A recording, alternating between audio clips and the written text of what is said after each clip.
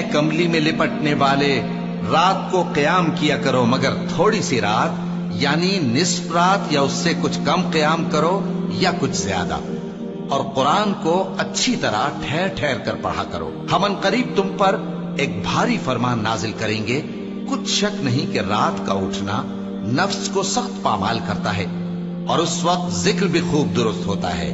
دن کے وقت تو تمہیں اور بہت سے شغل ہوتے ہیں،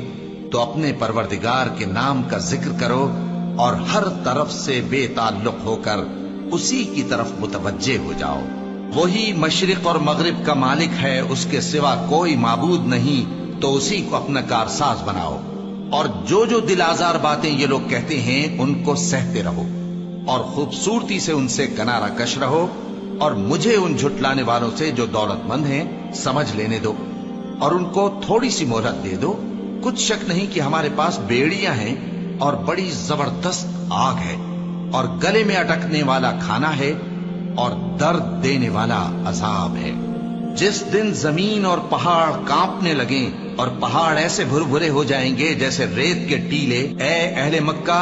جس طرح ہم نے فرعون کے پاس موسیٰ کو پیغمبر بنا کر بھیجا تھا، اسی طرح تمہارے پاس بھی محمد صلی اللہ علیہ وآلہ وسلم ایک رسول بھیجے ہیں جو تمہارے مقابلے میں گواہ ہوں گے۔ سو فرعون نے ہمارے پیغمبر کا کہا نہ مانا تو ہم نے اس کو بڑے دردناک انداز سے پکڑ لیا۔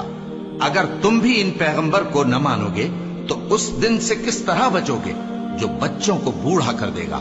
جس سے آسمان پھٹ جائے گا۔ یہ اس کا وعدہ پورا ہو کر رہے گا۔ یہ قرآن تو نصیحت ہے، سو جو چاہے اپنے پروردگار تک پہنچنے کا راستہ اختیار کر لے۔ تمہارا پروردگار خوب جانتا ہے کہ تم اور تمہارے ساتھ کے لوگ کبھی 2/3 رات کے قریب اور کبھی آدھی رات اور کبھی تہائی رات قیام کیا کرتے ہو، اور اللہ رات اور دن کا اندازہ رکھتا ہے۔ اس نے معلوم کیا کہ تم اس کو نبھا نہ سکو گے، تو اس نے تم پر مہربانی کی، پس جتنا آسانی سے ہو سکے اتنا قرآن پڑھ لیا کرو۔ اس نے جانا کہ تم میں بعض بیمار بھی ہوں گے، اور بعض اللہ کے فضل یعنی معاش کی تلاش میں ملک میں سفر کریں گے، اور بعض اللہ کی راہ میں لڑیں گے، تو جتنا آسانی سے ہو سکے اتنا قرآن پڑھ لیا کرو، اور نماز قائم کرتے رہو، اور زکوٰۃ ادا کرتے رہو، اور اللہ کو نیک نیتی سے قرض دیتے رہو،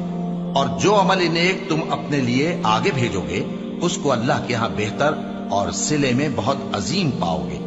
اور اللہ سے بخشش مانگتے رہو، بے شک اللہ بخشنے والا ہے، مہربان ہے۔